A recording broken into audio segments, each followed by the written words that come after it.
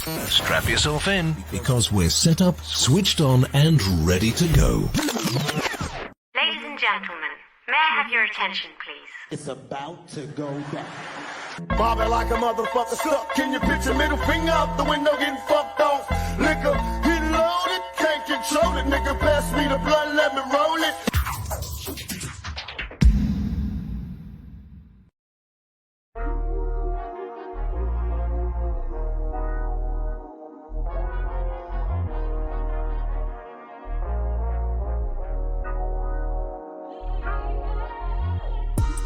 There she go. The beat drop. What's going on, everybody? Getting everything set up. This music down a little bit. What's good, everybody? I'm just trying to get everything set up for the show. Make sure everything is working well. Making sure I'm not missing anything. And it looks to be okay.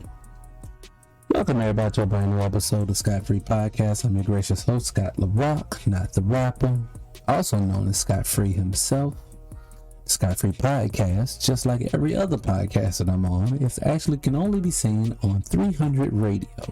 300 Radio is a radio network that is based around podcasting, music, and a little bit of documentary and television and TV itself. Well, television, TV itself. A lot more for that to come later. We'll discuss that in coming weeks. But like I said, you can catch all this stuff on 300 Radio. 300 Radio you can find on YouTube. You can find it on Facebook, Instagram, Twitter, and as well as 300radio.com. The website is actually live now. We're still working out a few kinks, but she is up. You can catch all the playback to all the Scott Free podcasts that you've seen. Not this one just yet per se, because this will be up later today. Speaking of today is June the 2nd, 2021. Now, I know I told you in an earlier podcast for my repeat listeners that I said I wouldn't date these shows, but the reason why I'm dating them now, well, good reason. I found out I've wanted to listen to some of the playback of some of these podcasts that I've done, and nigga, I am damn near Nostradamus with predicting on where we were heading as a country. And so I honestly, so people won't think that I'm playing or I'm crazy, because a lot of times from my thought process, I kind of rub people the wrong way, and I get that because I say things that's not per se said normally out in by the dominant society, or I generally move in a way that's not normal to what black people do. But you know, people feel behind, but they'll catch up. So, and by catching up, the easiest way to catch us is by listening to some of these playbacks and start moving in some of the ways that I've talked about. Not to toot my own horn, because let's believe I definitely would love to be wrong.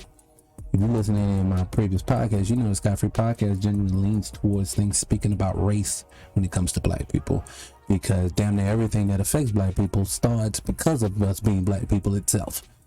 So our race is very, very important. Being that I did that, and being that I am this way, and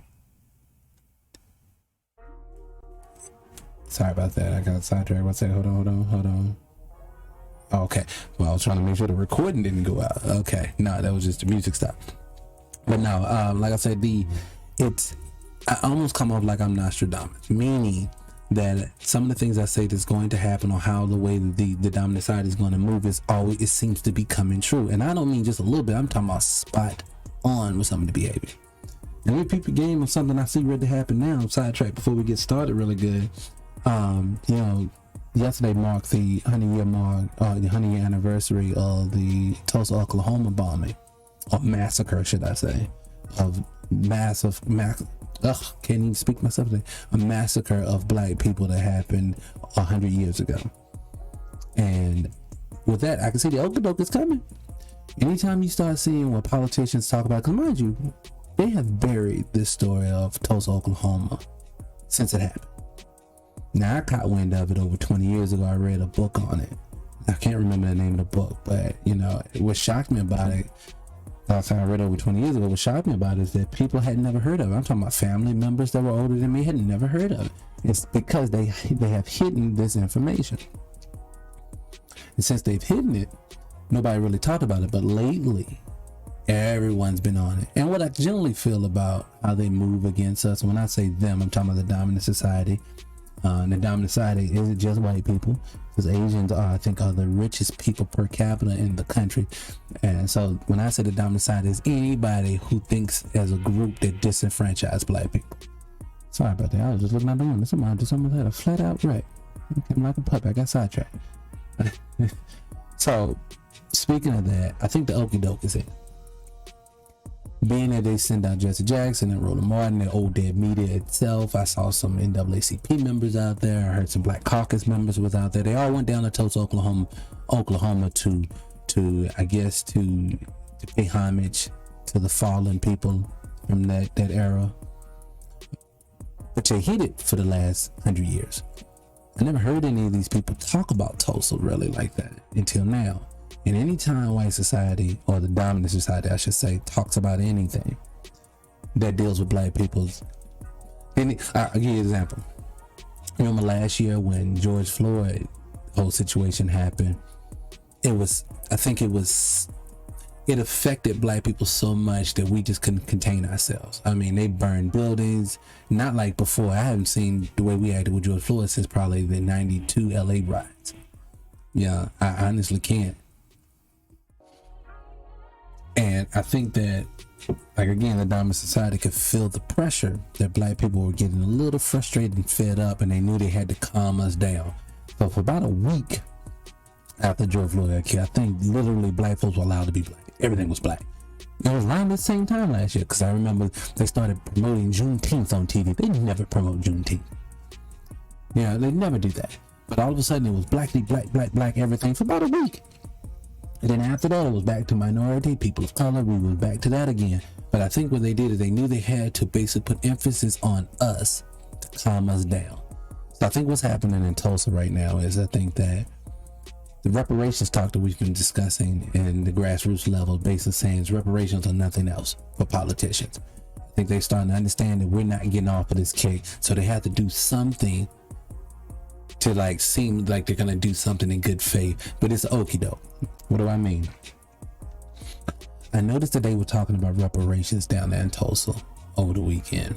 Yesterday, you kept hearing the word reparations. I'm seeing dudes that are flat out known coons getting on TV talking about reparations is due to people of Tulsa, Oklahoma. Stop playing with these people. They had their livelihoods taken from them, which I agree. I totally agree to that. The problem with it is, I think that's where the fix is coming in. I think being the fact that the grassroots is saying all of foundational black Americans owe reparations for what you did to what you've done to our ancestors. And how what you did to our ancestors has affected us, it's mainly economically, to this day. And I think they know that, and they know we're not getting off of it. So what better way to calm us down than to pay reparations to the people who suffered Tulsa, Oklahoma? And see, by doing that, they can at least say, well, they can come back in front of us and they can say, well, think about it. Yeah, I can't give you to slavery. I can't give you reparations for slavery because nobody's alive from slavery anymore. But see, these 3-4 people, if that many, are still alive from Tulsa, they're owed that reparation. They're owed some compensation. Now, what easy way to keep black folks in their current condition by only giving reparations to that specific amount of people? So if they really cared about Tulsa, it would have happened in the 1920s when it happened. But no, they want to wait till 2021 to do it when damn near everybody's died off. So if they give reparations in 1921 when it was owed to them for what they did to them, then they would have been able to pass down generational wealth, that's the no-no. So I think right now what you're getting some symbolic message from them, telling them that, and I think that what's going to happen is, mark my words, June the 2nd, 2021, they're going to pay reparations to the last surviving members of the Tulsa, Oklahoma riot. Mark my words. So at the 9-minute mark of this podcast, go back and look at it again. You can say, Scott said it. Scott said they're going to pay those 3 or 4 people, if that many, reparations, and they still going to try to shortchange them. But that's just to calm us down. So at least they can say they did something and that they're not racist, if that makes sense. Another reason why I know that that's the plan, because they're pulling too many entertainers out. Entertainers do not talk. Entertainers, I'm talking about black entertainers. Black entertainers are not allowed to speak up for black society. I know you want to believe that these are good people, this and the third, but these people are beholden to the people who pay them.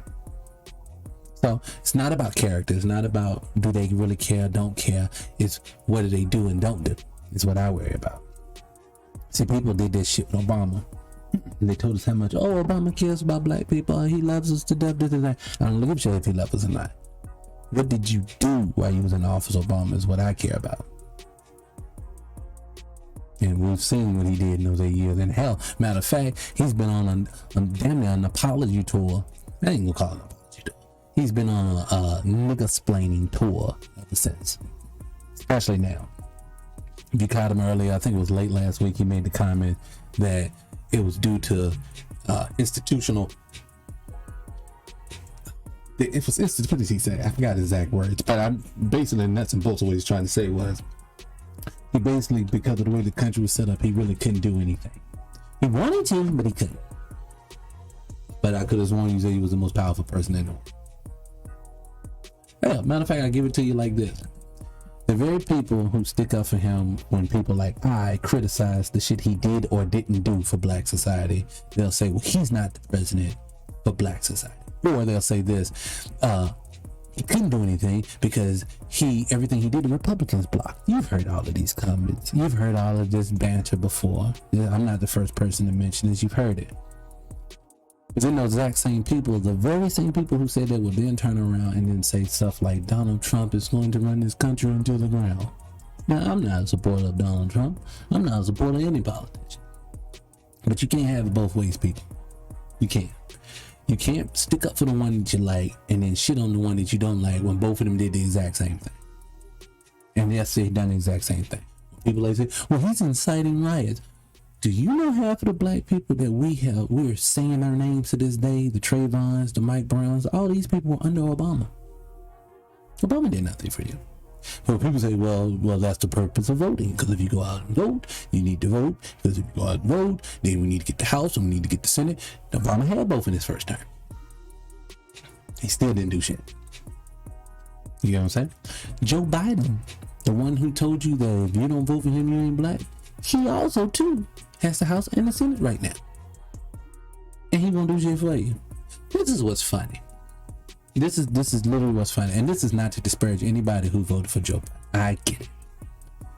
That fear tactic that they run on us every 2 to 4 years is heavy. So I understand. I truly understand why you vote out of fear. But you gotta really stop and ask yourself this question. Every time you go and vote, and then 2 years pass, 3 years pass, 4 years pass, and it's time to vote again. Did your life change in those 4 years that you had to go out and vote? You know when Puffy had the vote or die thing? Then we had it was always something or die. Vote or do this, vote or do this, vote or that. And just let's just be honest with you, it's just, I think that's a way to keep you docile. They know, like I know, and you should know if you understand politics, that nothing moves without money. So the only way to counteract not having money in our culture, which we don't have collectively enough to push the needle, what we do have, if we would ever use it, are the numbers. See, that little measly 13% that they say we make up this country, which I would probably argue is probably higher, but what better way to keep a person from wanting to fight you if they feel like they don't have the numbers before they even start? But even with that 13% carries a lot of weight if everybody voted as a voting block. And then 2, stop voting on party lines. Stop voting for Democrats or down the board just because you've been told since birth that Democrats love you. Because just remember, a couple of decades ago, that was the same thing the Republican game they used to run. You know? So I would just tell people, stop voting party lines when it comes to that. These people are not going to help you when it comes to this. If you want some real change, be like Kwame Brown. I spoke about Kwame last week. That brother really moved me last week. And I think it was the dopest shit in the world is to watch a brother. Now, mind you, ESPN is owned, if I'm not mistaken, by the Disney Channel. Disney Channel is probably one of the 6 media companies that damn near run everything in the country. And this one man, from the front seat of his truck, literally put them all on notice and made everybody intimidated. Now how dope that shit is? That lets me know that even though we don't have the numbers, even though we may not be sophisticated as they are, say militarily and things like this, we still can cause damage just by being black. Our blackness is that powerful. Because when I saw that right there, it was like, wow, that is true. This man changed the world. It was like the Haitian Revolution without the war. He literally smashed them. And the reason I know he smashed, and the reason why I know it's him is because I've made a specific, I had stopped watching sports. I'll be honest with you. I was a big sports head growing up, but I had stopped watching sports. But as research, I have been watching the playbacks, ESPN, Fox Sports News, things like this, just trying to see the pulse of where everybody's going. And Kwame was right. Kwame's biggest complaint was not about his lifestyle. It was about the fact of the image of black men being shitted on in sports. And by tearing down the image, you can then affect them economically by paying them less, by tearing down their image. This is what Kwame talked about in a nutshell, in my opinion. And I believe that, and I gotta say believe, when I've been watching it the last week or two, I've noticed they're not dogging brothers right now. So that one bust, as they call him, with his mama's cooking, has literally changed the landscape of sports in just 2 weeks. And the reason why I know it, it all lies in that one person. Now, I wasn't going to talk about this, because I was going to leave the whole Kwame Brown situation alone. One thing I would definitely tell people is that he set the spark. Now it's up to the rest of us to keep pushing the line. But I was going to leave it alone. But the last thing I say about it is I caught the other day, like everyone else, Stephen A. Smith with his Black Power jacket on. I remember a podcast I heard him say on a podcast, I think it was All the Smoke with Matt Barnes and them. I think he made the comment that if you want to be heard, put a suit on. So that tells you Stephen A. Smith does not dress this way. But he showed up that day after that bullshit he did with Kwame, thought he was gonna smash Kwame, and it backfired on him. He turned right around and tried to think we would. And see, to me, I put on that Black Power coat, said one thing to me. He knew that he's losing ground right now. He's losing popularity. And my thing is to him, brother, you can't say that. Another reason why I said I wanted to start dating my show. I have been saying for years, and I've been saying this before the podcast, that Stephen A. Smith will literally be his own demise. He talks too much. He talks too much. He talks too loud, and he talks without knowledge. So he thinks when you're reading the dictionary and catching a couple of big words out of there, it's actually not. That's not knowledge. He thinks the fact of he runs and he's making allegedly $8 to $10 million a year, that he was insulated away from the fuckery the rest of us black people have to go through. Furthest thing from the truth. They consider me a nigga with a microphone the same way they consider you a nigga with a paycheck or ESPN. But the common denominator between you, Stephen A. Smith, and a brother like me, Scott Free, is this. They still view us as niggas. And so he thought he was going to escape that by being a pet or pit bull or Rottweiler for him. As Kwame said. Kwame said, I forgot what kind of dog he said, but he said they sick them on people. But when I saw him, I've noticed that brother the last week or so, he ain't yelling. He's not screaming. He's not yelling. He's not screaming. He's not yelling. He's not screaming. He's not sitting back arguing points he absolutely know nothing about. He's not doing any of those things. And that lets me know that he knows the heat is actually on. So just imagine ball players who hate. The ones who hate the way that you're portrayed on television. Because like Kwame said on multiple of his videos that, you know, he didn't like the way that people was talking about him, but he knew he had to keep getting paid, because if he tried to buck the system, they were gonna cut his money short. And I get that. We're moving into a different era now. I think brothers and sisters are starting to realize if we band together and tell truth, we can get out of this. But you gotta hold truth to it. You gotta hold steady with it. Because right now, they are literally trying to figure out how to kill this whole Kwame thing. I know they're trying to kill him. And I think they thought it was going to happen with that whole Stephen A. Smith. He was going to put that montage together, those bloopers of Kwame. And the reason why I say I know they was a part of it, Stephen A. Smith ain't went into no editing room and put together 15 minutes of footage of Kwame being a bust. That someone who is employed by ESPN put that together. So in turn, that makes ESPN complicit in the shit that Stephen A. Smith did. That lets me know they don't like Kwame. Kwame messing with the money. Kwame's affecting things in a way that they don't like.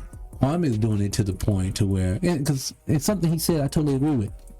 You ever notice when it's about contract time, they literally like to tell you bad things about people. He names a couple of people, and I give you some more that I thought about. I remember when, what is his name? Isaiah Thomas, this little one, not the legendary one, but the one that was playing currently. The little guy that was playing in Boston. Isaiah Thomas was the best player in the Boston Celtic team. Was ready for his big payday. And I think if I remember correctly, y'all correct me if I'm wrong, but at the end of that season, it was the end of his contract. It was ready to be his big payday. And I remember during that time, they asked him to play, or he was playing someone injured and ended up hurting himself even more. To this day, I don't even know if the brother's still in the league anymore. I tell you, I don't watch sports like that anymore. But how do you go from being probably $100 million man to now out the league? It's because they didn't want to pay him. So they used the excuse of his injury to not pay him. But if you really think about it, you're the cause of his injury. Because you have team doctors. If that man end up injuring himself even more, y'all was supposed to set him on the bench until that man was healthy enough to play. But you knew if you let him play, if the event that he hurt himself again even more, because you already knew you wasn't winning the championship, but you wanted to get him on a bargain deal. But what you didn't fail to realize in the process, he got hurt so injured so bad, nobody wanted him anymore. So I would just tell anybody, future references, two players, brothers, if y'all are injured, don't play. Do like Kawhi did. Now, I know people kept trying to put out the narrative that he was faking this in the third. No. If that man said his body's not ready to play, now I'm going to go with it. Because if he had played and hurt himself even more, just imagine he would have never got that big deal from the Clippers. You know it too. So to close out this whole situation, based on all that I'm saying is that I think that what they generally do is that system is designed to make a killing off of black people's back, but also at the same time they want to get it at a bargain price. And Stephen A. Smith and people just like him have been helping them do this for years. So, in the illustrious words of all of our ancestors, Malcolm said it best: chickens are coming home to roost, Stephen A. Smith. Sit in it. That's what you need to do right now. Sit in it. And I hate to tell you, brother, but things will never be the same for you now. Now, they may be able to blow this situation over. But best believe, Stephen A. Smith, they've had conversations. The big wigs at your company, your boss, they've had some conversations about you. They don't like you either. So just know your days are numbered with them too. They won't push you out exactly right away. They'll let it, and it won't be because of this situation. They'll use some other situation. They'll tell you that the company's moving in a different direction, but you're out of here, buddy.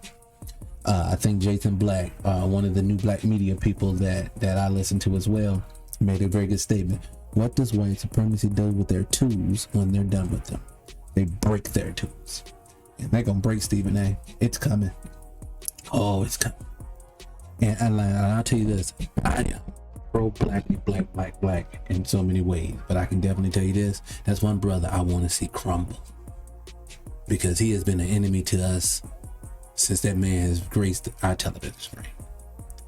So death to Stephen A. is what I say. And I don't mean that man personally. I mean his career.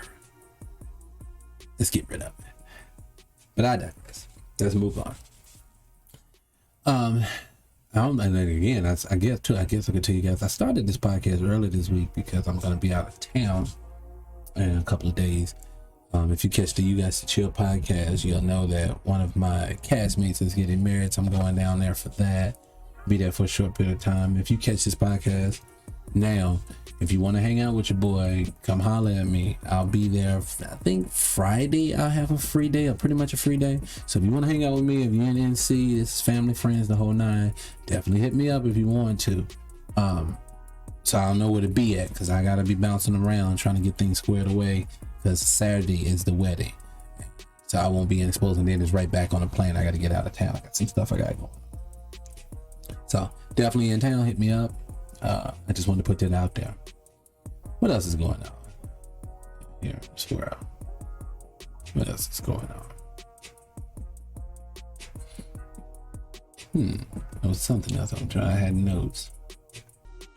while I'm getting my notes together, did any of you guys catch the that show on Netflix? I Care a Lot. I finally saw it. I've been hearing about this show for weeks now, and I hadn't watched it. And I have to admit, it's one of the best movies I've seen in a while. Now, I was a little frustrated with the ending. Now, no spoilers here, so I'm not giving it. You can keep listening. If I could change anything, it was probably how the ending ended out, but it was still a decent end. Don't get me wrong, it's definitely worth the watch, and I just think it was a really good show. Movie itself. It was really good. I'm talking about the character you're supposed to hate, you hated. The characters you're supposed to like, you like. They had twists and turns, and it just was a dope film. If you hadn't seen it, definitely go out and check that out. And the only reason I brought that up while I'm getting my notes together is because, man, we in my house, we do movie nights once a week, most of the time if we can. And I'll be honest, in the later years, it's been bust after bust after bust when it comes to it. So I want to say big up to the creators of that show. That was a pretty good movie. I definitely say that.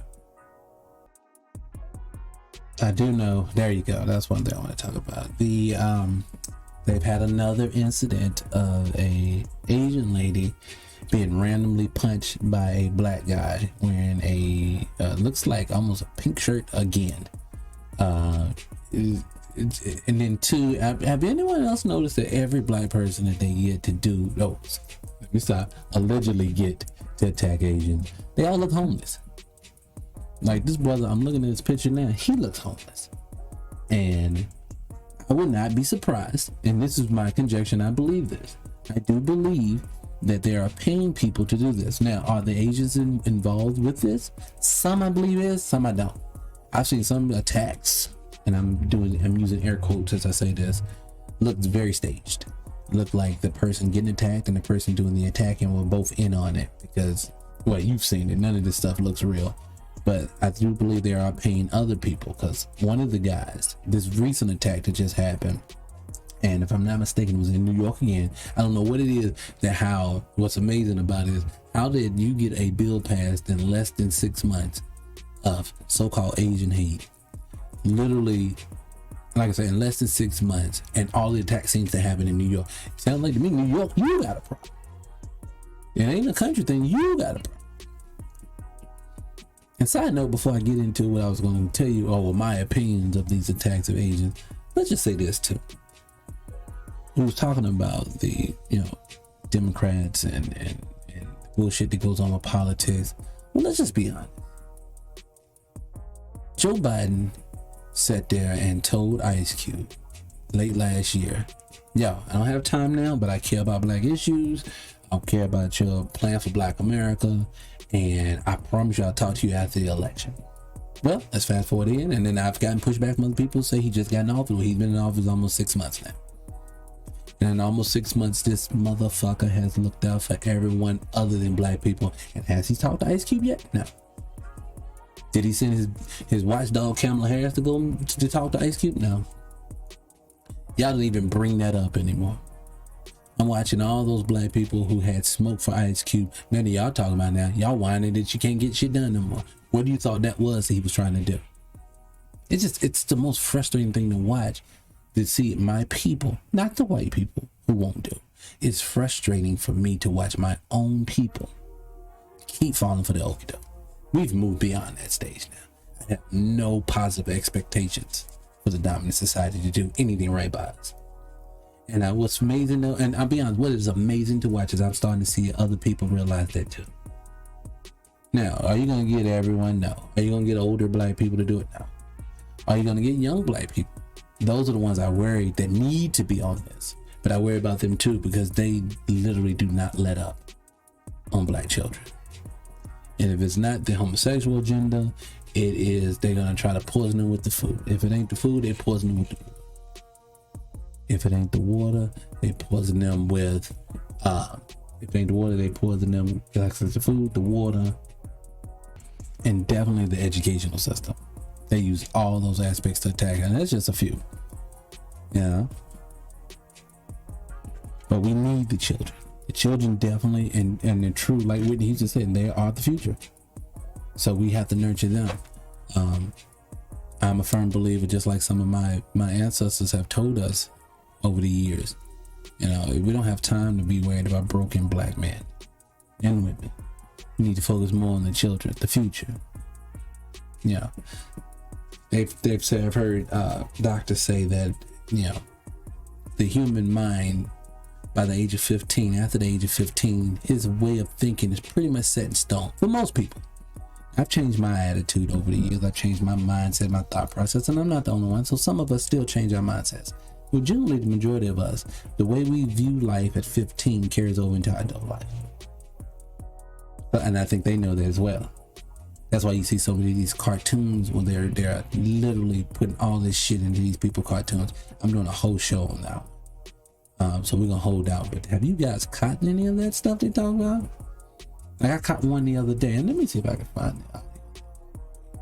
Because when I was seeing that one, it literally blew my mind.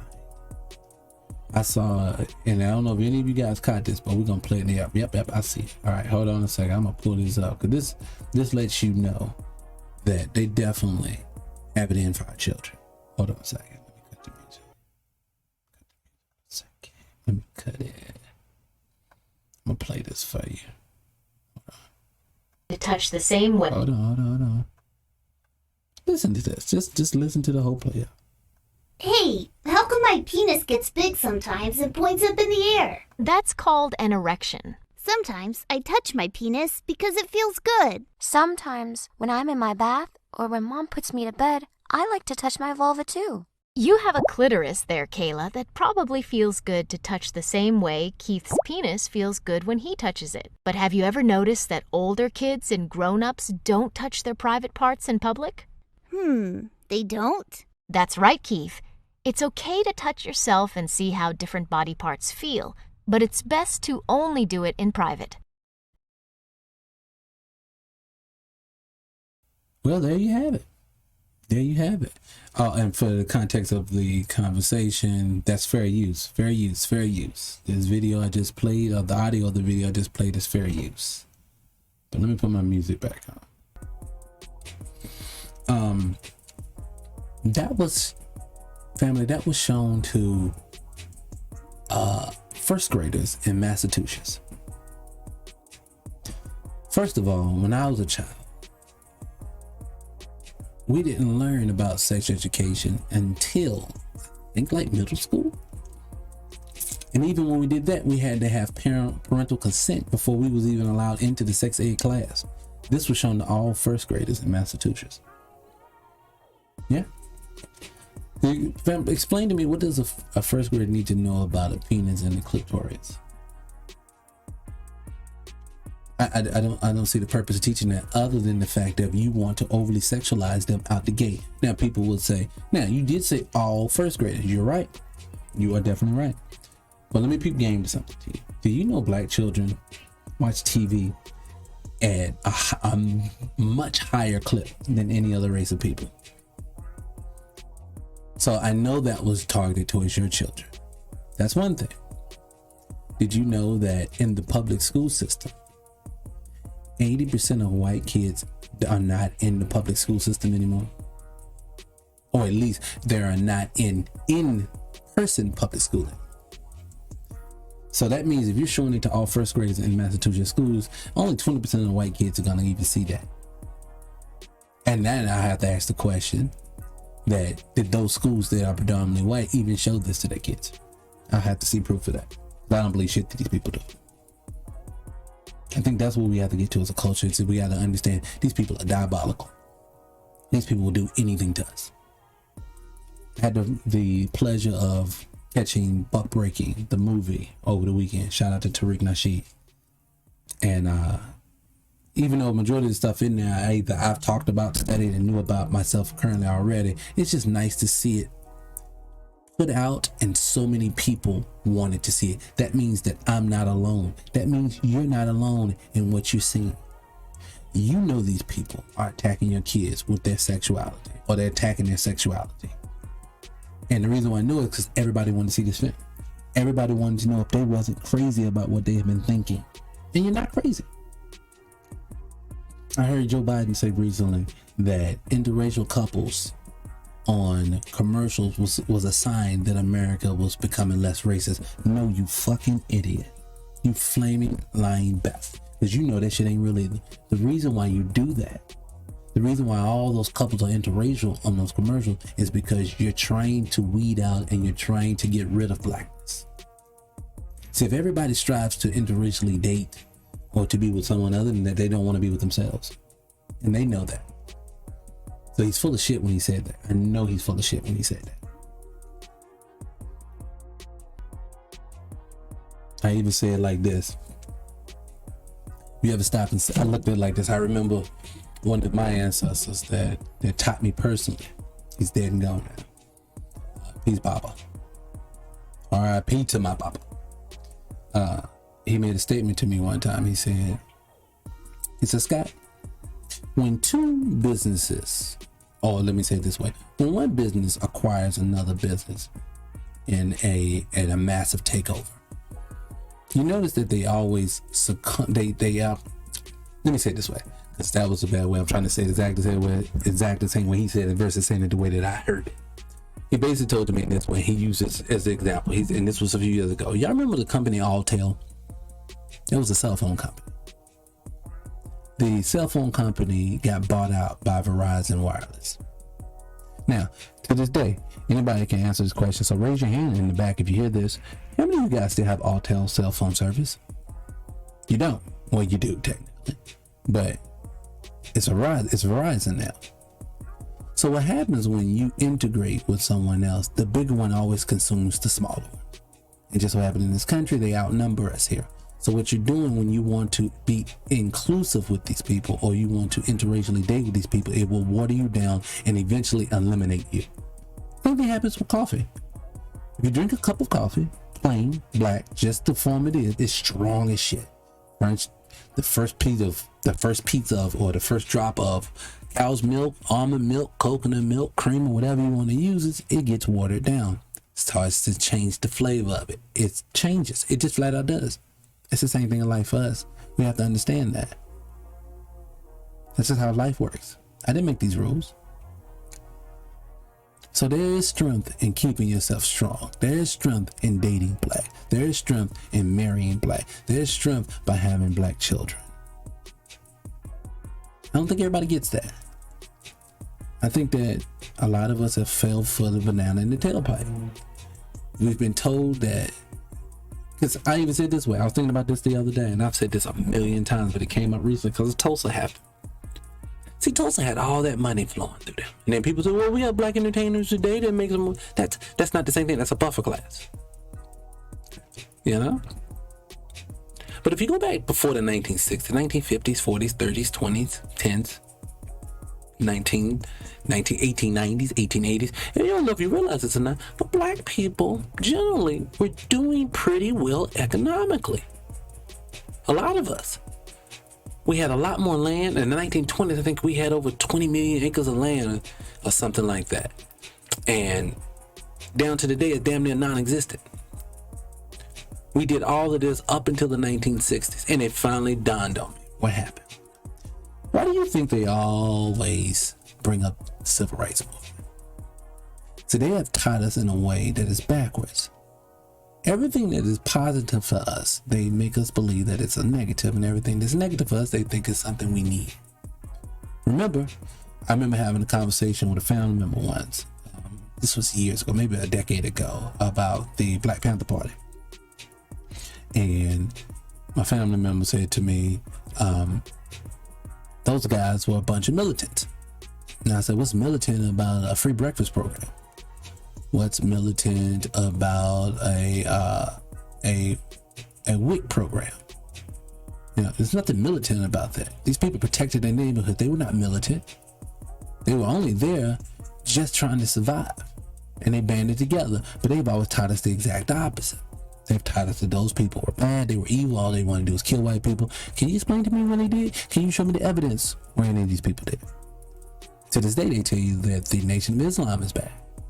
And they love the fact that Malcolm passed. And they always used that, well, if they were so good, they wouldn't have killed Malcolm. They don't give a fuck about Malcolm.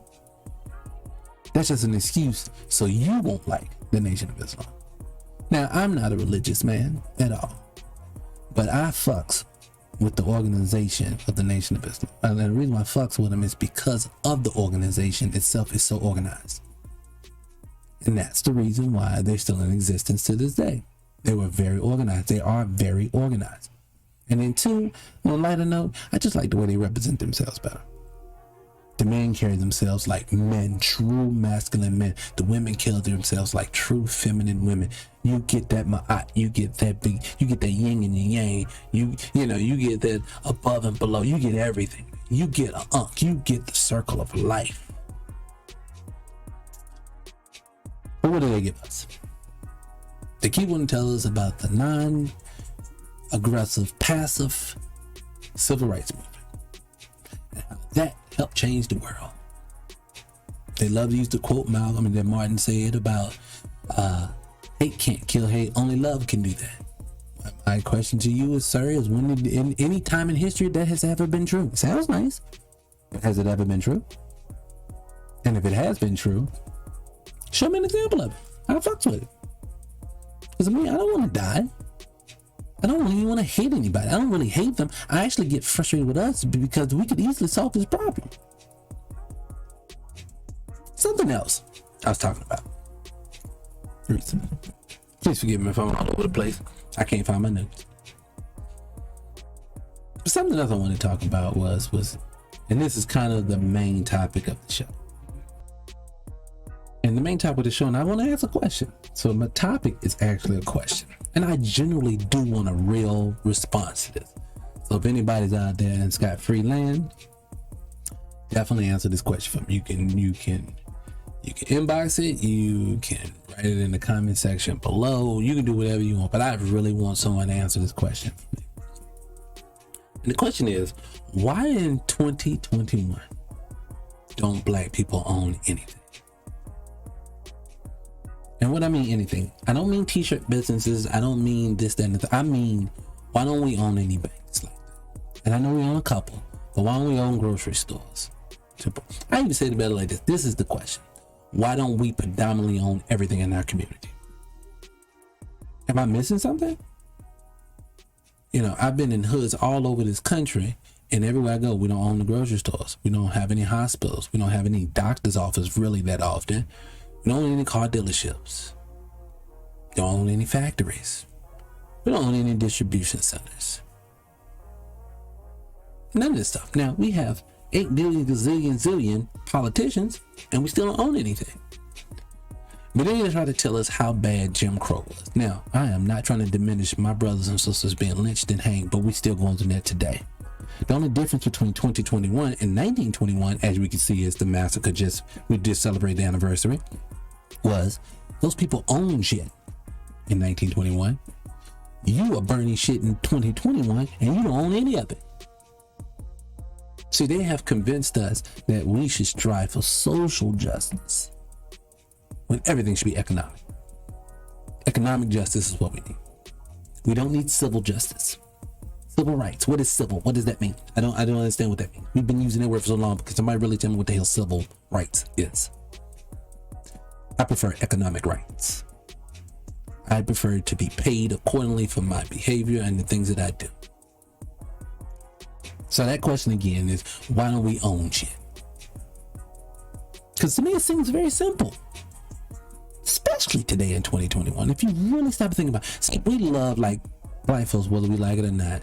Asians have Chinese restaurants and Japanese restaurants, and East Indians own gas stations, and Arabs own gas stations, and I've started looking at all these things. Everybody's known for something. We're known for being part of the entertainment world. Everybody's trying to do it. Everybody goes to college, mass communications degrees, things like that, but everybody's generally trying to go to school to become some form of entertainer or sports.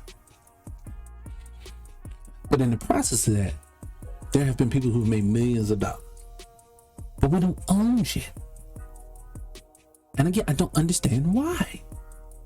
What am I missing? 2021. Like, I'll give you a class example. Why is it in the 1990s we had black film after black film after black film that was not loaded with a bunch of propaganda bullshit, but actually got good messages? Go back and watch them. The Boomerang, all black cast. You don't get that anymore. Now today, if they redo Boomerang, that one of Eddie's friends would have to, or Marcus. One of Marcus's friends, you got to remove one of them. You got to remove Martin, you got to remove David Allegary, and probably put Gary Owens there. That's what they do today. But how are we able to get so much more done on that front in the 90s than you are today when we have the internet? It just doesn't make sense to me. Explain to me, what am I missing? I don't understand it. Because in the 90s, to make all those films, this is Higher Learning, this is Boomerang, this is Boys in the Hood, this is Dead Presidents, The Wood, The Best Man. You know, I can go on and on and on for movies that we saw in the 90s that were not very good, but great films. Why don't we get those anymore? Especially today, we can do them ourselves. Because see, back then, to get those films done, you had to write a script. This is how it works. You have to write a script if you want to get it done. Then you have to go to a production house or a studio and pitch it to these people, and then they will front money to you to get it done. They still do this to this day. But my confusion in this is this.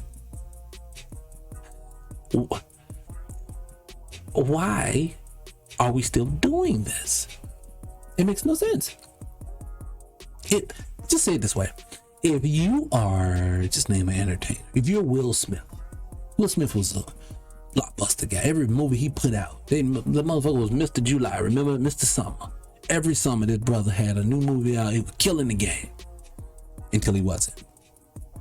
He stopped being that man anymore. He talked about it himself. Go watch him. He talked about how he felt broken at times when he wasn't the man anymore. In so many words, that's what he was saying. But what I don't understand is that Will is a millionaire. Now, I'm not trying to count this man's pockets. I don't know how much money he's worth. But what I can definitely tell you is this. Films are getting cheaper and cheaper to make because of green screening, CGI. They're starting to now shoot these films literally like small adaptations of plays. So we're shrinking the budget. So if you're a person like Will Smith and you want to do a movie, why are you waiting for the studio to fund the film? Like, I remember hearing with Bad Boys 3, the reason why they said it took so long to come out because Will was never happy with the script. They said Martin was always on board, but Will was never happy with the script. Will was like, it still isn't there. Fast forward, was it 18 years, 17 years later? They finally got it done. Will was okay with the script. The movie house put the money up, the whole nine. Boom, the rest is history. So, then what I don't understand is that they made a fortune off of that. Will got a paycheck, Martin got a paycheck out of it. Whoever produced the film made a fortune off of it. So explain to me, but I ain't gonna say explain to me, but who moved that movie? Why did everybody show up for that movie? Did you show up for the director? No. Did you show up for the writer? No. Did you show up for the assistant director? No. The executive producer? No. You showed up for Martin Lawrence and Will Smith. So Martin Lawrence and Will Smith and every other entertainer that literally is a box office hit, why are you not doing your own films? And I mean, from the rooter to the tutor, from the beginning to the end, that does not make sense to me. Why are you not getting the script wrote? You oversee it to the way you want it to be written. Why don't you cast the people you think is great in each one of those roles? Pay them out of your own pocket. And at the end of the day, you will make the bulk of the money. Your star will get even brighter because you get to make the films that you want to make without having to have all of them canned. Because one thing I've learned, I used to be a really big entertainer head. So being is that you hear about all the films that shoulda, coulda, woulda been done, but somebody didn't want to do it, so they didn't green light it. You can green light your own shit. Especially now in 2021, because the movie theaters are damn near dead. The process of movie theaters is almost the concept of movie theaters is almost a dead concept. Everything is streamed. But guess what? I can stream. You can stream. Anyone can stream and get paid for it. Let's use Tariq Nasheed as an example. Buck Breaking.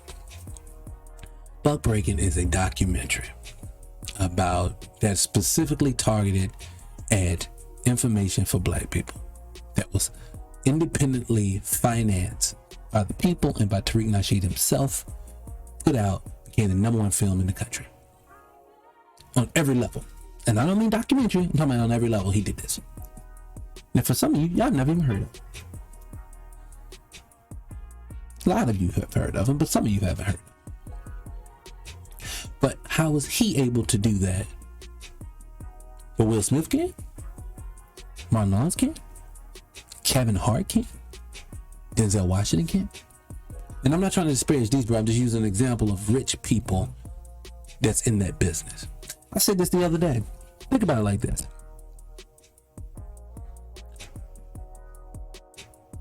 They don't even, well, I'll say it this way. They take their money and they don't make their own way. And see, they should be making their own way. Now, I'll tell you what I said. This is what I was trying to say. You ever notice in every other profession, people get into their profession to own something? Let me explain. If you go to medical school, my daughter's going to be going to medical school next year, matter of fact. So I know this process. When you go to medical school, and after you finish medical school, you have your residency. After your residency, you go get a job. If you want. And what doctor is, you can go into your own practice. So most doctors go off to medical school, go through the whole process, and then they own their own practice. They don't turn around, go through medical school, go through their residency, and then open a candle business. But that's what black people do. All these entertainers do. Every time you see an entertainer, they will start a business that has nothing pertaining to what made them a fortune in the first place. It makes no sense whatsoever. I mean, none whatsoever. So I made millions and millions and hundreds of millions of dollars off of being an actor. And now the acting gigs are drying up. So normally when your job dries up, you generally go start especially if you're an entrepreneur or if you have an entrepreneur mindset. What you generally do is that if and when your job ends, a lot of us just say we got to do it for ourselves, especially if you're a black man. Black men a lot of times can't be employed, are not being employed by the dominant society. So you are kind of forced into entrepreneurship. But you generally lean towards what you're skilled at. Okay? But for entertainers, not so much. That's how I know something's off there. But again, I'd say it this way even better. What am I missing? Why isn't it that my daughter likes to talk about this one company? What is the name? It's like a production company, something like Bloomhouse or something like that, because they do a lot of movies that we watch on movie night. As I looked up to people who own it, I'd never heard of these people. A lot of them, some of these companies, production companies, are less than 5 years old. Excuse me. Damn, kombucha got my burps on. Hold on. Sorry about that. But a lot of these, like I said, these movie houses are less than 5 years old. But then you have the entertainer who's been in the business for 20 years and literally is like a household name, and their name is like, it's like instant money. Again, still, and I'm using Will Smith again. This is not to disparage Will Smith, just using him as an example because he's so large. It's like, Will Smith, why are you going to Bloomhouse if they're for less than 5 years old? I'm not saying they are, I'm just using it for the context of the conversation. Why would you then in turn go to Bloomhouse and try to get your production deal done when Bloomhouse should be coming to you? I mean, this makes no earthly sense to me. What am I missing? It looks like I'm missing something. Let's use Tyler Perry as an example. Tyler Perry owns his own studio, yes. But if I'm not mistaken, he still doesn't distribute his own films. Why the fuck not? If you have the studio, if you're employing the people that works at the studio, you've written the scripts, you're directing the film, even though I think you shouldn't do the writing or the directing, but that's a whole nother subject. But if you're doing all those things, why would you then give your distribution to someone else to put out to the world? Again, I have to go back to Tariq Nasheed. Tariq Nasheed, on the other hand, not Buck Breaking, but his other films, because of COVID, he couldn't do this. He literally put his own movies in theaters. Now, it's not as many, but his budget is probably smaller because he's not as wealthy as one of these big-time entertainers is. Because to put a movie in the theater, I don't know if you people know this, all you have to do is make a film, take it to the theater, and tell them I want to stream it there. Y'all work out some type of financial deal between the two of you guys, boom, the movie's on the shelf. Explain to me why no actor in our culture is doing this. Why haven't we seen it? And then I'll say this too, before I go there, partnering with everyone else. You're not partnering with people. They own you. Charlamagne the God. You partner with iHeartRadio to put up I think it's the Black Effect Network or something like that for podcasting. That's bullshit. They own the Black Effect Network, if I'm saying that correctly. See, 300 Radio, they don't own. My network, they don't own that. I own that. Yes, I own every bit of it. I feel like as a boss, you put up your own money, you want some shit done. Ain't nobody taking that from me. It's either going to work or it's not going to work. If it fails on my dime. I'll take that. And I have way less coins than any of some of these 100 millionaire actors and actresses. But I'm willing to put it on the line for the people so I can put out the content I want to do.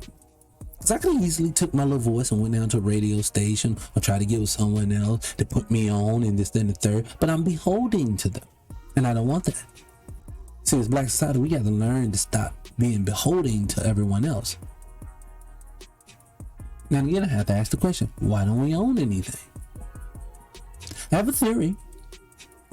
And you tell me what you think. My theory is it's never about the money. It's not about the ownership. I think it's about being with white society. I think about being approved by white society means more to our culture than being economically independent, excuse me. That's what I truly feel. I truly feel like that's what's going on. I feel like just being part of Hollywood is more important. I'll give you a class example of how people who say they're for the culture and they're really not the culture. It's like the lady with the Black Lives Matter thing. What makes her so stupid and inefficient, and what makes her seem to let you know she won't bout shit, Patrice, whatever her fucking name is. You raised $90 million. Your organization raised $90 million to help black people. There's not one school, there's not one hospital, there's not one grocery store, there's not one business was open with that $90 million.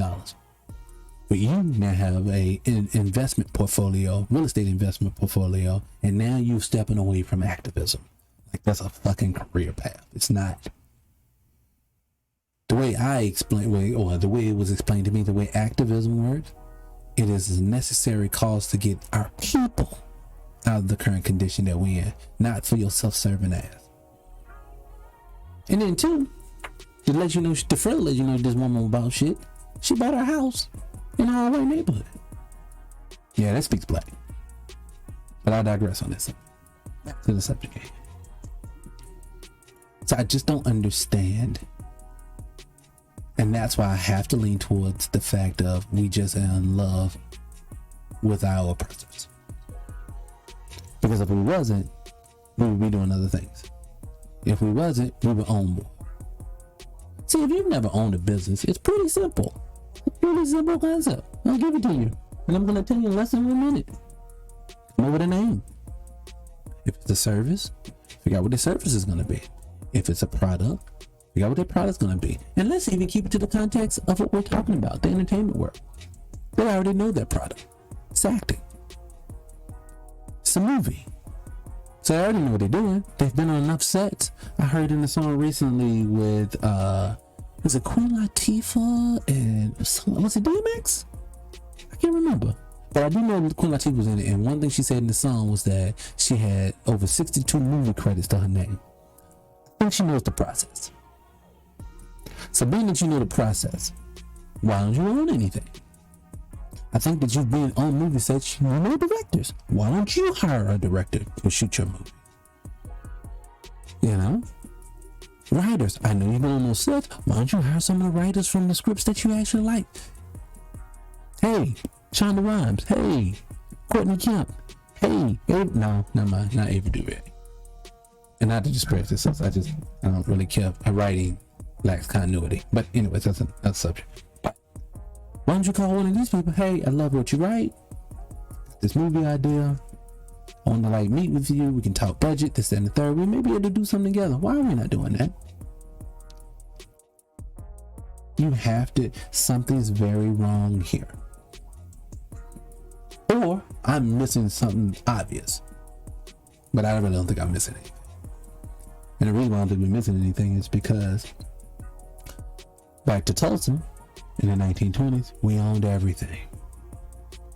We own the grocery stores. We own the car lots. We own our own movie houses back then. That's another tidbit I don't know if everybody knows. Black people actually used to own they still have their own studios. We gave it all away in the 1960s. And that is the reason why the dominant society always leans on talking about the civil rights movement. They could start doing a little bit better. Hey, whoa, would your civil rights people, woman? Would they be okay with you doing it? I don't give a fuck. If you can tell me what positive came out of civil rights other than the fact that I can now marry a white woman and eat at restaurants white people can eat it, and I can drink out of a water fountain, which, take that back, nobody even drinks out of a fucking water fountain anymore because it's just disgusting.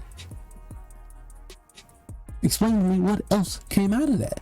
I can tell you what we lost in the 1960s. We lost our businesses. We lost our schools.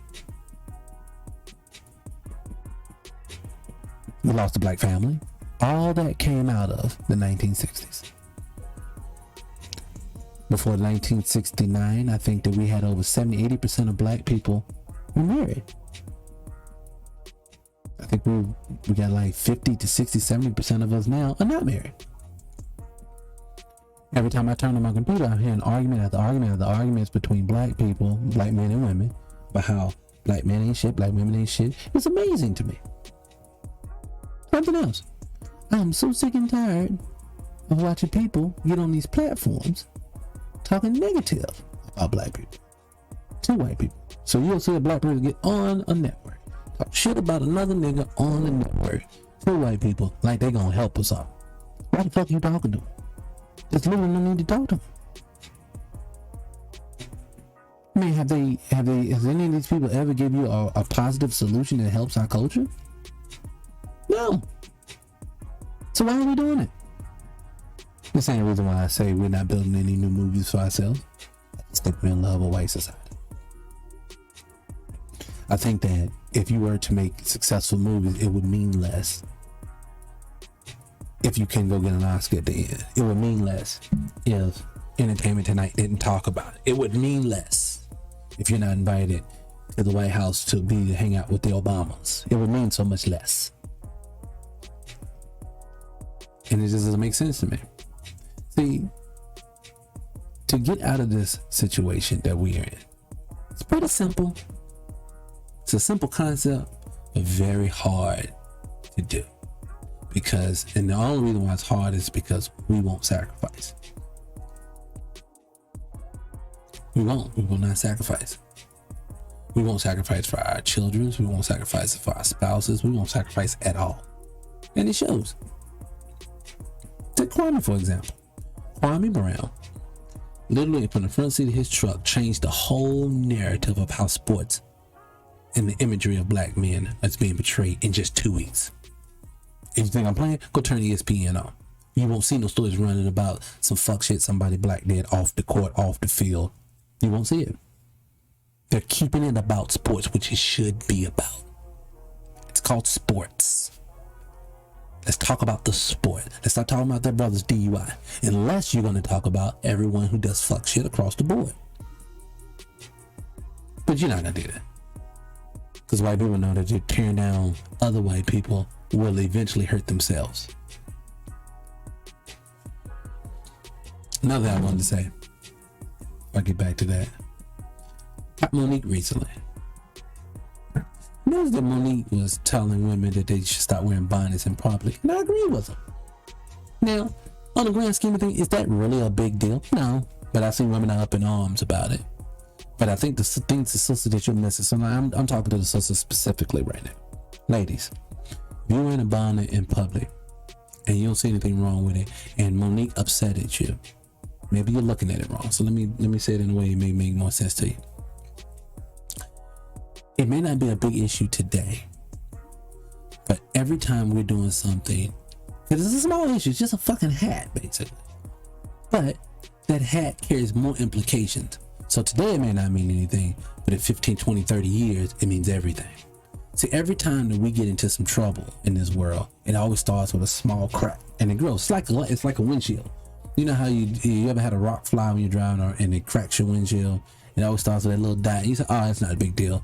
Give it a couple of weeks, couple of months, it's spread across the entire dashboard. That's what this bonnet looks like to me. Yes, in the grand scheme of things, it's not a big deal. But sister, we have to worry about our imagery at this point. We have to get on our imagery at this point. These people will give us the most fucked up image, and they send it out to the world every day. And quiet as kept, that's the main reason why we started 300 Radio.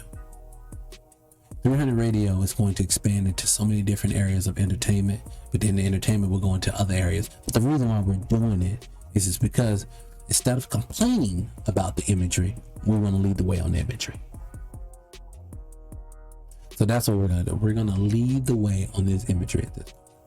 We're going to lead the way. You can keep showing us on the news doing fuck shit, but what we're going to do is that we're going to show us in the most positive light that we can. And I think, matter of fact, I know that's what each and every one of us needs to be doing. You don't all have to be starting a network or a radio station or a television network or things like that. I get it. Not everybody needs to be in there, but you do definitely need to control your imagery. And for sisters, for you, that bonnet is one of them. It's maybe small today, but it can grow into something massive. But I digress. I really wanted to ask that question. And the question kind of was a rhetorical question, but not a rhetorical question, because if somebody has an answer for it that makes sense, I'll go with it.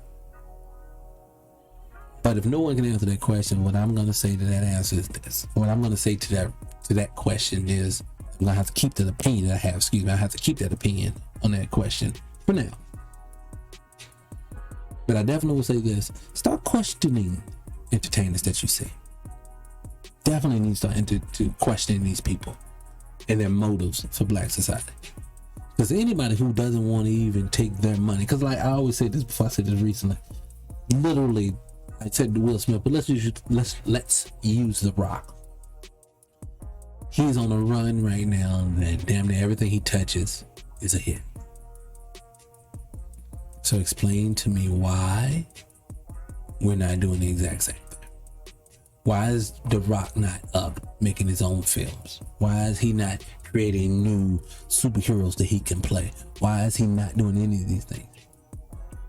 He's been on movie set after movie set after movie set. He has a shit ton of money. Again, I'm not counting his pockets. I'm just saying, if you have the income, matter of fact, say it even better than that. Everybody knows that superhero movies is the shit. It makes a ton of money. As a matter of fact, why I got you on, I want to see, because I want to hit this thing spot on. Let's see how much Black Panther for us was really great.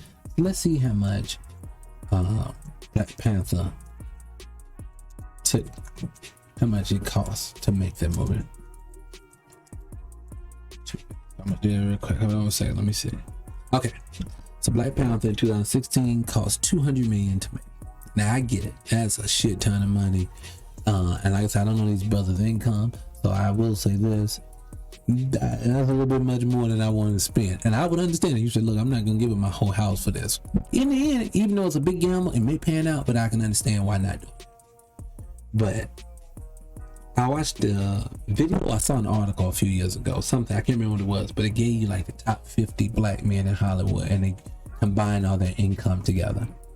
And I think they were in the billions of dollars at this point. It was only a handful of them. Maybe 50, 40, 30, 20 people. I don't remember. But just imagine if you got with all your little entertainer friends. And y'all say, hey, man, we're not working. I would love to work. Why don't we just produce our own film? We can all get in it, jump in it. We can put up a percentage of money, each one of us a piece. And we all get some residual money on the back end. In the process of that, you control your own imagery. You control how much the budget goes out. You control how much you make. And you're going to make the bulk of your income. It's a win-win across the board. The only downside to it is in the event that it's a flop. Got it. I don't want to lose that money. But to you entertainers, or you blue checks, or whatever you want to call it, how many of y'all have a Maserati, or has a Bentley, or has a Rolls Royce? I think that is better. You know what I'm saying?